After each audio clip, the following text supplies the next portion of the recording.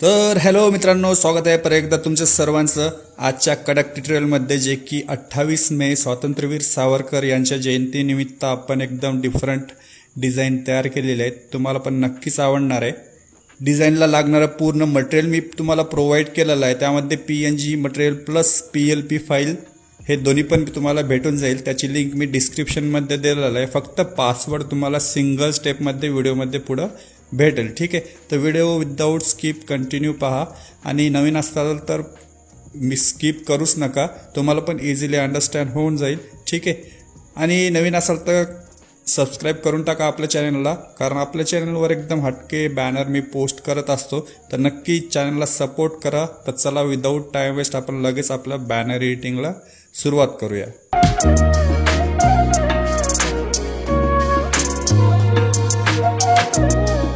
Okay, तर मित्रांनो, मी तुम्हाला पिक्सल लॅबची फाईल दिलेली आहे.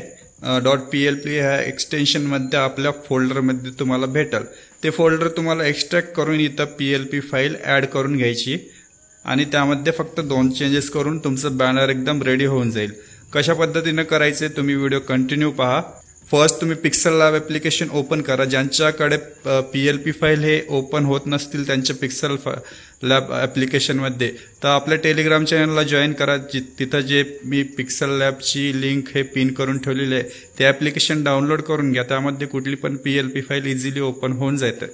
कसलाच प्रॉब्लेम येणार नाही. डायरेक्ट तुम्ही डाउनलोड करून इन्स्टॉल करून घ्या. ठीक आहे, तर first pixel lab application open करून तुम्हाला फर्स्ट इथं आपली PLP फाईल ॲड करून घ्यायची. त्यासाठी इथं 3 डॉटला टच करून इथून ओपन .plp या ऑप्शनला टच करायचं आणि या साईडला तुम्हाला .plpचं ऑप्शन भेटते. या .plpच्या ऑप्शनला टच करून फर्स्ट तुम्हाला इथं PLP फाईल ॲड करायची. तर कुठल्या फोल्डरमध्ये तुम्ही मटेरियल हे एक्स्ट्रॅक्ट करून ठेवलेलं आहे त्या फोल्डरमध्ये जाऊन इथं आपण PLP फाईल ॲड करूया. ठीक आहे, जे की वीर सावरकर जयंती 24.plp ह्या नावाने तुम्हाला भेटून जाईल. तर त्या फाईलला टच करून ओपन अँड ॲड करून घ्या. मी इथं ओपन ओनली करतो आणि ओके करून बॅक येतो. तर ॲज इट इज एकदम डिफरंट खतरनाक तुम्हाला डिझाईन प्रोव्हाइड केलेली आहे. यामध्ये तुम्हाला इथं लेअरच्या सिम्बॉलला टच करून तुम्ही बघू शकता डिफरंट इथं लेअर तुम्हाला दिसून जातील. यामध्ये काही काढघाल ॲड वगैरे करायचं असेल तर तुमच्या इच्छेने तुम्ही करू शकता.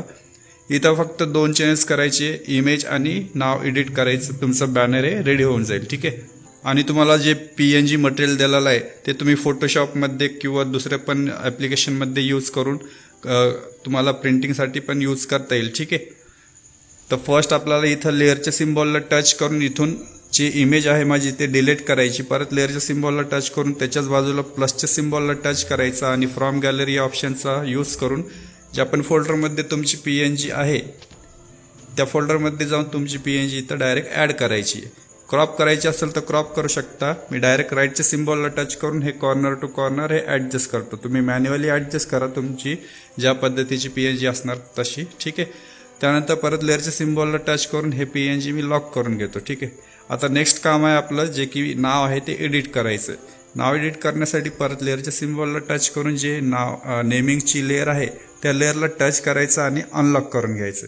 ठीक आहे, परत लेअरच्या सिम्बॉलला टच करून या नावाला तुम्ही डबल टच करा किंवा इथून एच्या सिम्बॉलला टच करून इथून एडिट करा आणि जसं आपण मराठीमध्ये नाव टाईप करतो त्याच पद्धतीने इथं नाव टाईप करायचं. युनिकोड वगैरे काही यूज केलेलं नाही आहे. फॉर एक्झाम्पलसाठी मी राधेश्याम टाकतो आणि डन करून ओके करतो. तुम्ही बघू शकता की नाव हे चेंज झालेलं आहे. आता ह्या नावाला तुम्हाला सेंटरमध्ये घेण्यासाठी तुम्ही इथून एच्या सिम्बॉलला टच करून इथं पोझिशनचं ऑप्शन भेटेल, त्या ऑप्शनला टच करायचं आणि किती प्रमाणात ते टेक्स्ट मूव्ह करायचं हे ॲडजस्ट करून या ॲरोचा यूज करून ते टेक्स्ट तुम्ही सेंटरला घेऊ शकता. ठीक आहे, मी परत क्रॉस करून बॅक येतो. ॲज इट इज जे नाव होतं तेच ठेवतो आणि या लेअरला मी लॉक करून घेतो. अशा पद्धतीने फक्त 2 चेंज करून तुमचं बॅनर एकदम 2 मिनिटात हे रेडी होऊन जाईल. यामध्ये काही दुसरं एक चेंज वगैरे करायची काही गरज नाही. जर तुम्हाला वाटत असेल तर तुम्ही करू शकता.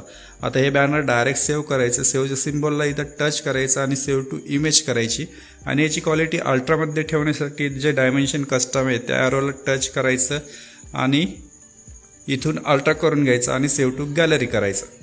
त्यामुळे आपल्या पोस्टर बॅनरची पण क्वालिटी एकदम HD मध्ये सेव्ह होऊन जाईल. तर नक्की या व्हिडिओला लाईक करा मित्रांनो, मेहनत लागत असते, लाईक करायला काही जात नाही मित्रांनो, नक्की लाईक करत जा, सपोर्ट असू द्या असाच. नेक्स्ट व्हिडिओमध्ये लवकरच भेटूयात, तोपर्यंत बाय बाय, टेक केअर.